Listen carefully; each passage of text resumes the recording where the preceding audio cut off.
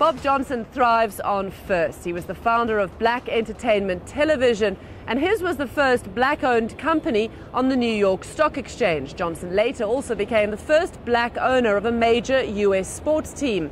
Now he's looking to expand his empire on the African continent. CNN recently sat down for some FaceTime with Bob Johnson to speak about his latest endeavor, a gleaming new first-class hotel in Liberia. When you go into a war-torn environment and you go into a post-conflict country, you are going to have to be willing to take risk. But with risk, there are also rewards.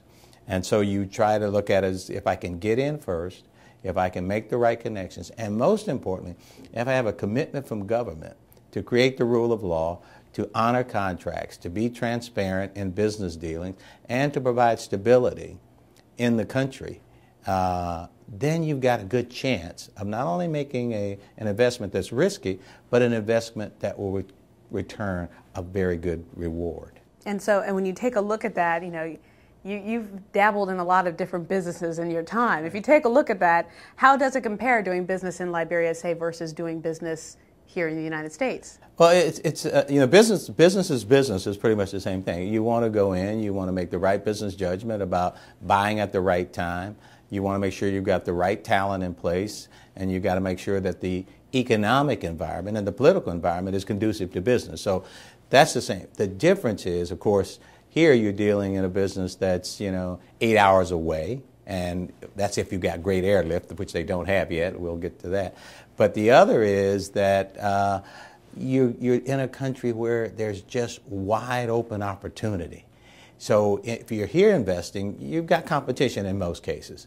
In Liberia or in West Africa or in any emerging economy, you've got a pretty wide open opportunity. So with all of that in mind, why a hotel resort that's outside of Monrovia, so you're not exactly in the city center? Well, Monrovia is not really ready for first-class property. It still has electrification problems, still very crowded and teeming with a lot of people without the right housing. There's still other kinds of social problems.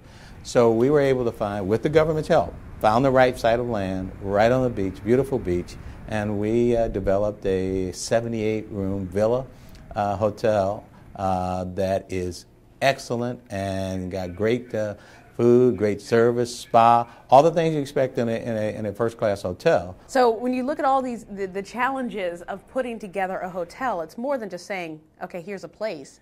You've got to have people to do it. You've got to have people who know how to do it. And then there's a whole issue of electricity and water. Oh, everything that you just described is absolutely correct. But because of that, not a lot of people are going to do it. So you're not going to have a lot of competition. It's only for the hardy. It's for the hardy and the smart and people who believe that there's an opportunity. You're right. We had to build the foundations there. We had to take this land, which was raw dirt. We relocated some buildings that were there and frankly some people who were there, but we relocated them to a nice area, and we in turn gave many of those people who were relocated jobs. We had to train people because hotel servicing is not sort of a natural thing to do if you haven't been to school or you've been sort of ducking and dodging bullets for 15 years of Civil War. You're not focused on getting educated in hospitality. So we did all of that. How do these all stack up? How does it all stack up with what you've done in Liberia when you look back at what you've been able to accomplish in your 30 years in business? Well, it really, for me, it's really simple, is that I really like doing deals in places where, sort of like the Star Trek thing, where no man has gone before, Yeah. You want to go out there and explore the universe of opportunities. And so when I said Liberia, I said, this is manageable. This can be done. And somebody ought to do it.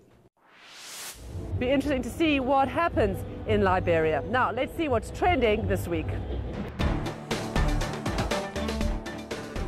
Global engineering giant Siemens is expanding in Africa. The company's CEO announced Siemens will invest $251 million in Africa over the next 2 years. Siemens plans to use the money for renewable energy, such as wind and solar projects, and to increase its role in healthcare and infrastructure.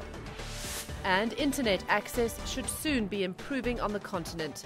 The long-awaited East African Submarine Cable System, or EASY, is live as of 16 July. Project officials say EC will be the first direct fibre optic connection between Eastern Africa and Europe. West Africa recently got a second fibre optic cable system as well, when Main One launched its service between Nigeria and Portugal. That's it for this edition of Marketplace Africa. I'm Robin Kerno here in Johannesburg, South Africa. If you want to keep in contact with us, please do go to our website, which is cnn.com/marketplaceafrica. But until next week, goodbye.